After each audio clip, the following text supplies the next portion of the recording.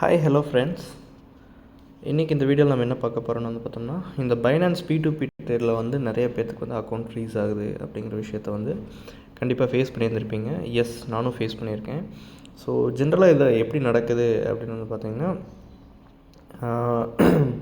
Scammers, அதாவது நமக்கு இப்போ ஃபோன் பண்ணி அந்த ஓடிபி சொல்லுங்கள் அப்படிங்கிற மாதிரியான ஸ்கேமர்ஸ் எல்லாம் பண்ணுறாங்க இல்லைங்களா. அந்த ஸ்கேமில் பார்த்திங்கன்னா வர்ற ஃபண்ட்ஸை எப்படி டக்குன்னு ஒரு அவங்களோட அசட்டாக மாற்றுறது அப்படின்னு யோசித்தப்போ இந்த கிரிப்டோ கரன்சி ஒரு பெஸ்ட் ஆப்ஷனாக இருந்திருக்கு.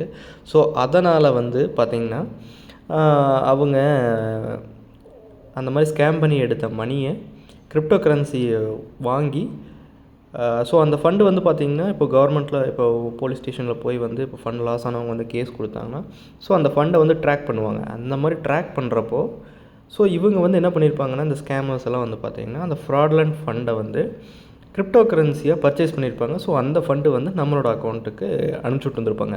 பட் நமக்கு அது தெரியவே தெரியாது. ஸோ இந்த ஃபண்டு தான் நம்ம யூஸ் பண்ணிகிட்ருக்கோம் அப்படிங்கிறத. ஸோ அப்படி பண்ணுற பட்சத்தில் பார்த்திங்கன்னா உங்களோட அக்கௌண்ட்டில் இருக்க ஃபண்டு ஃப்ராட்லண்ட் ஃபண்டாக கன்சிடர் பண்ணி உங்கள் அக்கௌண்ட் மொத்தத்தையும் ஃப்ரீஸ் பண்ணுவாங்க. பட் மொத்தத்தையும் ஃப்ரீஸ் பண்ணுவாங்களா அப்படின்னு பார்த்திங்கன்னா கிடையாது. எவ்வளோ அமௌண்ட் அந்த கேஸுக்கு உண்டானதாக இருக்கோ அந்த ஃபண்டு மட்டும்தான் ஃப்ரீஸ் பண்ணுவாங்க ஃபார் த ஃபஸ்ட்டு டைம். அது ஒரு கம்ப்ளைண்ட் மட்டும்தான் அந்த அக்கௌண்ட்டுக்கு ரெஜிஸ்டர் ஆகிருந்துச்சுன்னா.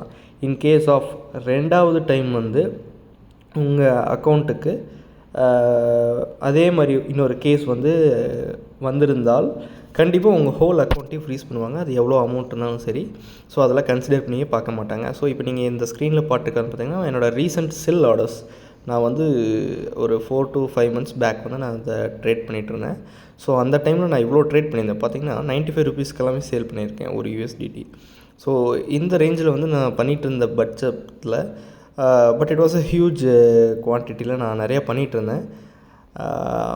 என்னாச்சுன்னு பார்த்திங்கன்னா, திடீர்னு நான் பண்ணிகிட்டு இருந்த அக்கௌண்ட்டில் ஒரு சைபர் கம்ப்ளைண்ட் வந்துடுச்சு. ஸோ என்ன கம்ப்ளைண்ட்னு இங்கே ஆல்ரெடி இருக்குன்னு பாருங்கள். எனக்கு இந்த இடத்துல கொடுத்துருக்காங்க, ராகுல் DETE தெத்தேன்னு தான் சொல்லணும்னு நினைக்கிறேன். ராகுல் தெத்தேங்கிறவர் தான் எனக்கு கம்ப்ளைண்ட் பண்ணியிருக்காரு. ஸோ மகாராஷ்டிரா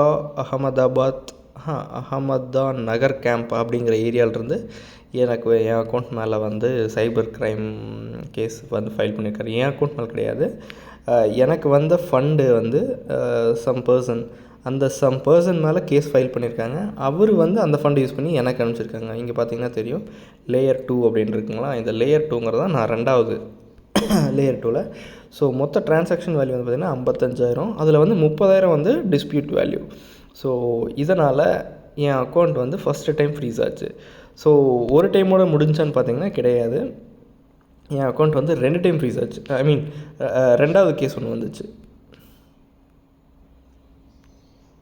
இது பார்த்திங்கன்னா மோனிகா உபாத்யா சம்திங் மோனிகா அப்படிங்கிறவங்க. இது பார்த்திங்கன்னா மகாராஷ்டிரா நாக்பூர் ரூரல் போரின்னு சம்திங் ஒரு அட்ரஸ் இருக்குது. ஸோ இந்த மாதிரியான டிஸ்பியூட் 2 டைம் என் அக்கௌண்ட்டில் ஃபேஸ் பண்ணாங்காட்டி என் அக்கௌண்ட்டை கம்ப்ளீட்டாக ஃப்ரீஸ் பண்ணிட்டாங்க. ஸோ இதுக்கு நான் என்ன பண்ணியிருக்கேன்னு பார்த்திங்கன்னா, நான் ஃபண்டு யார்கிட்டருந்து ரிசீவ் பண்ணணும், அவங்ககிட்டருந்து already Aadhaar card, PAN card, mobile numbers எல்லாத்தையுமே நான் ஆல்ரெடி வாங்கி வச்சு தான் நான் ஃபண்டை USDTக்கு ரிலீஸ் பண்ணுவேன். ஸோ அந்த ப்ரூஃப்ஸ் எல்லாத்தையும் அட்டாச் பண்ணி இவங்க ப்ரொவைட் பண்ணியிருக்க இந்த மெயில் ஐடியில்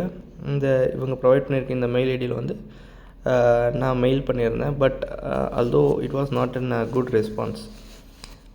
ரெஸ்பான்ஸ் ஒன்றும் பெரிய அளவில் இல்லை. இங்கே இருக்குது பார்த்தீங்களா, சைபர் PI cyber-gngp.or@mahapolice.gov.in இந்த மெயில் ஐடி தான் அனுப்பிச்சேன். பட் பெரிய ரெஸ்பான்ஸ் இல்லை. நான் ஃபோன் பண்ணியும் பேசினேன். But most of them are Hindi மட்டும்தான் அவங்களுக்கு தெரியுது. இங்கிலீஷ் கூட மேஜராக தெரியலன்னு சொல்லணும். somehow I was மேனேஜ் பண்ணி பேசிகிட்டு தான் இருக்கேன். பட் ஸ்டில் கேஸ் சால்வ் ஆகிற மாதிரி தெரில. சர்டன் பாயிண்டில் சரி ஓகே, இது நமக்கு எந்த சொல்யூஷனும் தராது. So we just need to move on சொல்லி நான் போயிட்டுருக்கேன்.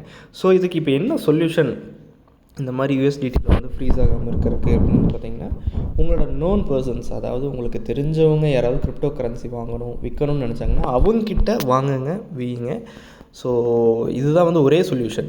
இப்போ இன்கேஸ் உங்களுக்கு யாருக்காவது கிரிப்டோ கரன்சி தேவைப்பட்டாலோ இல்லை சேல் பண்ணணும்னு நினச்சாலோ, you can reach out me in தி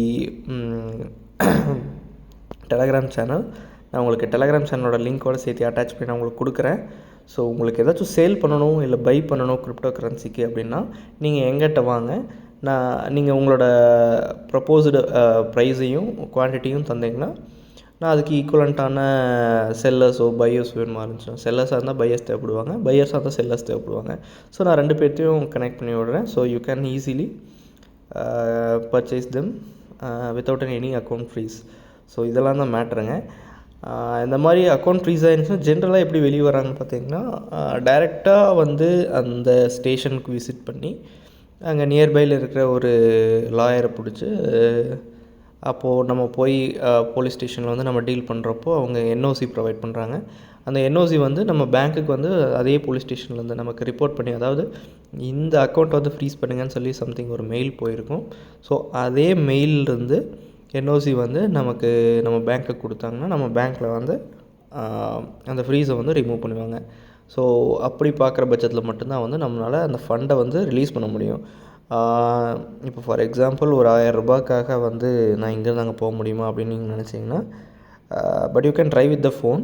நேரில் போகணும் அவசியம் இருக்காது மீன்ஸ் உங்களால் முடிஞ்சால் போகலாம். பட் 1000 ரூபாய்க்காக நான் இவ்வளோ ரிஸ்க் எடுக்கலான்னு நீங்கள் நினைக்கிறப்போ நீங்கள் ஜஸ்ட் ஒரு மெயில் கம்யூனிகேஷனில் வந்து இந்த மாதிரி அவங்க ப்ரொவைட் பண்ணியிருக்க மெயிலில் வந்து நான் இந்த மாதிரி லீகலான ஃபண்டுக்காக தான் வந்து நான் ஃபண்டை ரிசீவ் பண்ணியிருக்கேன் அப்படிங்கிறத டீட்டெயில்டாக மெயில் அனுப்பிச்சு ஃபோன்லேயே ஒரு டைம் கூப்பிட்டு வாட்ஸ்அப்லேயும் நிறைய டைம் சென்ட் பண்ணுங்கள். பட் அவங்க ரெஸ்பாண்ட் பண்ண மாட்டாங்க. But what ever it is நம்ம சென்ட் பண்ண வேண்டியது நம்ம கடமை.